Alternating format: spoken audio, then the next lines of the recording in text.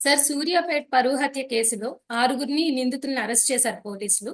అయితే భార్గవి మీడియాతో మాట్లాడుతూ వాళ్ళ నాన్నమ్మ, వాళ్ళ నాన్న సైదులు కలిసి ఈ హత్యకి ప్లాన్ చేశారు అనేది ఆ అమ్మాయి చెప్తూ కొన్ని సంచలనమైన విషయాలు కూడా ఆ అమ్మాయి ప్రస్తావించింది. సార్, ఆ అమ్మాయి ఏం మాట్లాడింది చెప్పండి సార్. యా మన సూర్యాపేట పరువు హత్య అతి పెద్ద ఉమ్, పాపులారిటీ క్రియేట్ చేసింది. సో ఆ, అది ఎంత సంచలనమైందో మనకు తెలుసు. ఎందుకంటే అవును ఆ, మామూలుగా మనకి జనరల్ గా ఏం జరుగుతుంటదంటే అగ్రకులం వాళ్ళని వాళ్ళ ఆ, అబ్బాయిల్ని ఆ, ఒక దళితులు కానీ లేకపోతే బీసీలు కానీ పెళ్లి చేసుకున్నప్పుడు ఇలాంటి దాడులు జరుగుతుంటాయి. కానీ గత కొంతకాలంగా బీసీలే దళితుల మీద చేసే దాడులు అనేవి బాగా పెరిగినట్టుగా ఆ, మనకి డేటా చెప్తుంది. సో ఏదేమైనా నేను రెండు మూడు సార్లు చెప్పాను, ఇలాంటి పరువు హత్యల్లో పరువు అనేది ప్రధానంగా ఆ, దళితుల ఆ, అబ్బాయిలకు సంబంధించి అప్పర్ కాస్ట్ కావచ్చు, బీసీల అమ్మాయిలకు సంబంధించి, అంటే ఇక్కడ కులము జెండర్ పరువు అనేది అమ్మాయిల్లోనే ఉంటది. అదే ఈ అమ్మాయి భార్గవ వాళ్ళ అన్న నవీన్ గాని ఆ, అక్కడ దళితుల్లో ఆ మాల ఆ అబ్బాయి వాళ్ళ చెల్లె కృష్ణ ఉన్నాడు కదా, చనిపోయిన వ్యక్తి, అవును సార్. వాళ్ళ చెల్లెల్ని కానీ ఇదే పెళ్లి చేసుకుని ఉంటే ఉమ్, వేరే రకంగా ఉండేది వ్యవహారం. సో కానీ తన అమ్మాయిని చేసుకోవడం వల్ల ఇదైంది. సో దీంట్లో ఇప్పుడు కొత్త విషయాలు మనకి బయటకు వచ్చింది ఏంటంటే, మొన్నటి వరకు నానమ్మ పేరు బయటకు వచ్చింది, అవును సార్. నానమ్మ బుచ్చమ్మ, ఆమె ఆ, గురించి మనకి పోలీసులు చెప్పారు. ఇప్పుడు భార్గవి గౌడ, అమ్మాయి ఉమ్, గౌడ కులం. సో భార్గవి చెప్పింది. ఆ అమ్మాయి ఏం చెప్తుందంటే ప్రధానంగా ఈ హత్యకు ఇద్దరే కారణం అనేది చెప్తుంది. ఒకరు నానమ్మ. నానమ్మ బుచ్చమ్మ భయంకరమైన కులపుచ్చ ఆమెకి. ఆమె నన్ను పెళ్లి చేసుకున్నప్పటి నుంచి నన్ను కూడా చాలా తీవ్రంగా కొట్టింది. ఆ, మా ఇంట్లో విపరీతంగా రెచ్చగొడుతుంది, వాళ్ళిద్దరిని చంపేయండి, కనీసం వాడిని చంపేయండి అని ఆమె రెచ్చగొడుతుంది. నా మనవరాల్ని వాడు మాయమాటలు చెప్పి లొంగ తీసుకొని పెళ్లి చేసుకున్నాడు. ఆ, ఒక దళితుడి ఇంట్లో ఆ, నా నా మనవరాలు వెళ్ళి కాపురం చేస్తుందా ఉమ్, అని ఆమె రెచ్చగొట్టి రెచ్చగొట్టి చేసింది. చివరికి డెడ్ బాడీని కూడా ఆమె దగ్గరికి తీసుకెళ్లారు చూపించడానికి. ఉమ్, చూపి ఆమె అతని మర్మాంగవాల మీదంతా కూడా కాళ్ళు తీసి తొక్కి ఉమ్, దీనికోసమే కదరా నువ్వు నా మనవరాల్ని చేశావని, అవును. చనిపోయిన వ్యక్తిని ఆ, అంత ఘోరంగా చేసింది అనేది భార్గవి చెప్తుంది. ఆ మర్మాంగవాళ్ళంతా నలిగిపోయిగా ఆమె కాళ్ళతో తొక్కి ఉమ్, గట్టి గట్టిగా అరిసి ఒక ఉన్మాదిలాగా ప్రవర్తించింది నానమ్మ. ఆమెకి విపరీతమైన కులపిచ్చి ఆమె వల్లనే ఈ హత్య జరిగిందని చెప్తుంది. రెండవది ఆ, వాళ్ళ నాన్న నాన్న సైదులు మొత్తం స్కెచ్ అంతా గీసింది, దీని ప్లానింగ్ అంతా ఇచ్చింది, ఈ మొత్తం టీంని గైడ్ చేసిందంతా కూడా సైదులే అని చెప్తున్నారు.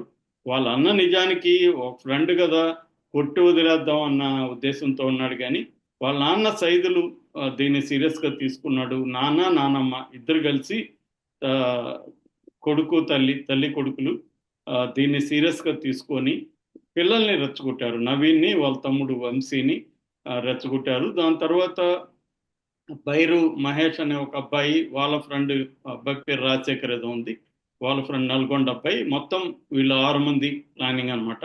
సో ఆ, అలాగా వీళ్ళు తీసుకెళ్లి ఆ శవాన్ని కూడా అతను బతుకున్నప్పుడు కూడా పట్టుకొని వెళ్ళారు. 5 గంటలకు వెళ్ళాడు ఇతను.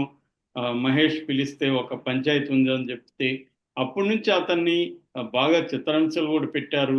ఆ, మామూలుగా చంపలేదు, వాళ్ళు చిత్రహింసలు కూడా చేసి నా హస్బెండ్ ని చంపారు. సో దారుణం. చంపిన ఉరేసి చంపారు. దాని ఉమ్, తర్వాత బండరాయితో కొట్టారు తలంతా. అదంతా బతుకున్నప్పుడే కొట్టారని చెప్తున్నారు. దాని ఉమ్, తర్వాత అతను చనిపోలేదని మళ్ళీ ఉరేసి ఆ, చంపేశారు. చనిపోయినా కూడా బాడీని డిక్కీలు వేసుకొని తిప్పారు నల్గొండ అదంతా కూడా.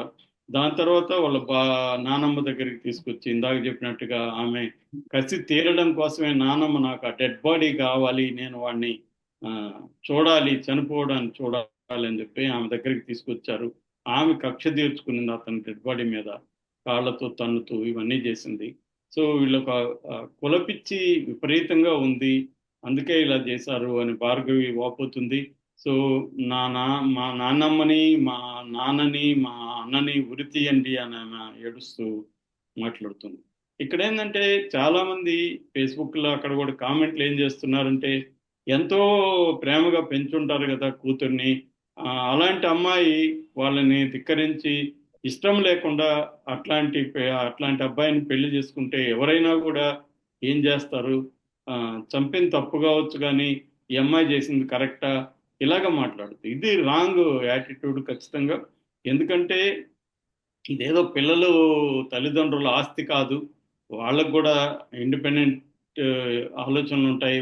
వాళ్ళ తల్లిదండ్రులు కూడా వీళ్ళు వ్యతిరేకించుంటారు. ప్రతి జనరేషన్లో కూడా ఇది ఉంటుంది. ఇప్పుడు ఎవరైనా మనం ఏంటంటే మనం కన్వీనియంట్గా మర్చిపోతుంటాం. మన పేరెంట్స్ని మనం కూడా వాళ్ళు చెప్పినట్టే 100% ఫాలో కాం.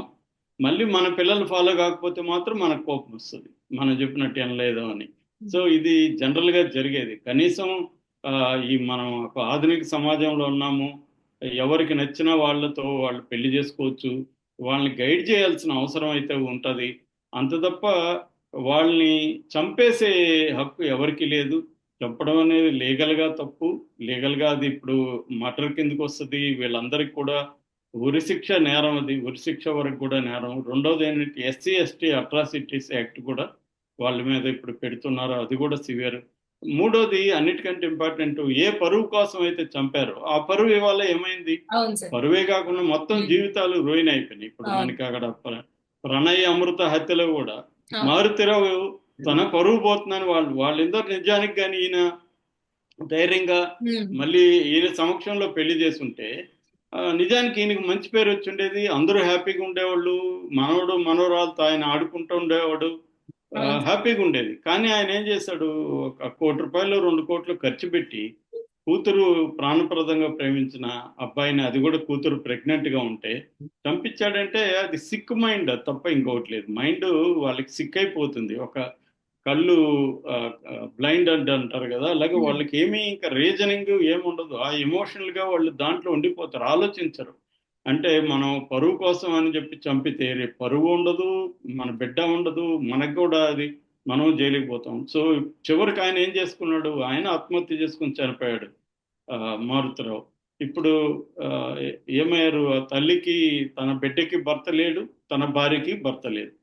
సో ఇద్దరు స్త్రీలు విధవులు అయిపోయారు. ఇద్దరు స్త్రీలు మగవాళ్ళు లేకుండా అయిపోయారు.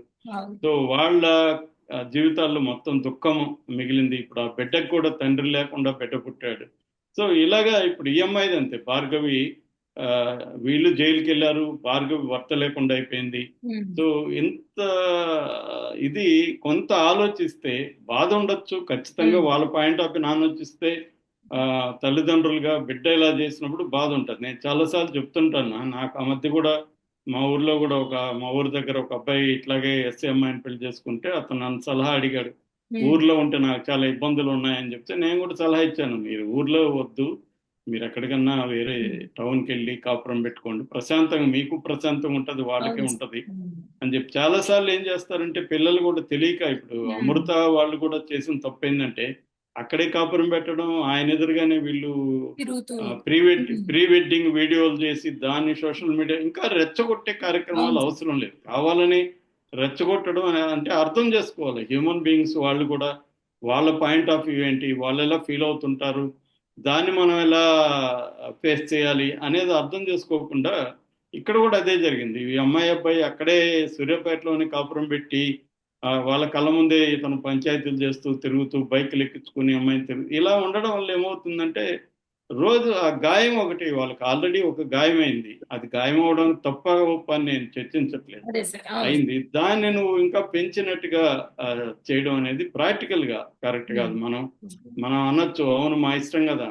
మన ఇష్టం ప్రకారమే జరగదు సమాజంలో. మనం అనేక విషయాలు మనం అర్థం చేసుకొని వాటిని డీల్ చేయాలి తప్ప నా ఇష్టం, నాకు ఫ్రీడమ్ ఉంది, నా ఇష్టం వచ్చినట్టు ఉంటాను అనేది ఉండకూడదు. లవర్స్ కూడా ఆలోచించాలి. మనం ఒక పెళ్లి చేసుకున్నప్పుడు మన తల్లిదండ్రులకి ఇబ్బందిగా ఉంది అనుకున్నప్పుడు దీన్ని ఎలా డీల్ చేయాలి మనం అనేది వీళ్ళకి లేకుండా పోయింది. ఇప్పుడేమో అమ్మాయి నన్ను ఎప్పటి నుంచో బెదిరిస్తున్నారని, మరి బెదిరిస్తుంటే ప్రాణభయం ఉన్నప్పుడు జాగ్రత్తలు తీసుకొని ఉండాలి కదా వీళ్ళు, అది తీసుకోలేదు. సో ఇవన్నీ అంటే మనం ఒక సంఘటన జరిగినాక ఎందుకు విశ్లేషిస్తామంటే దాని నుంచి మనం ఏం నేర్చుకోవాలి, నెక్స్ట్ ఇలాంటివి జరగకుండా ఉంటే నేర్చుకోవాలి అనేది ఆలోచించాలి. అయితే ఇటువంటి పరువు హత్యలు నివారించడానికి చాలా సంఘాలు పనిచేస్తున్నారు. ఒకటి ఎడ్యుకేట్ చేయడము, రెండు ప్రత్యేక చట్టం వీటికి తీసుకురావడం ఇట్లాంటివి, అంటే గవర్నమెంట్ వైపు నుంచి ఇటు సివిల్ సొసైటీ వైపు నుంచి పనిచేయాల్సిన అవసరం అయితే ఉంది దీని పట్ల. ముఖ్యంగా మహిళా సంఘాలు, దళిత సంఘాలు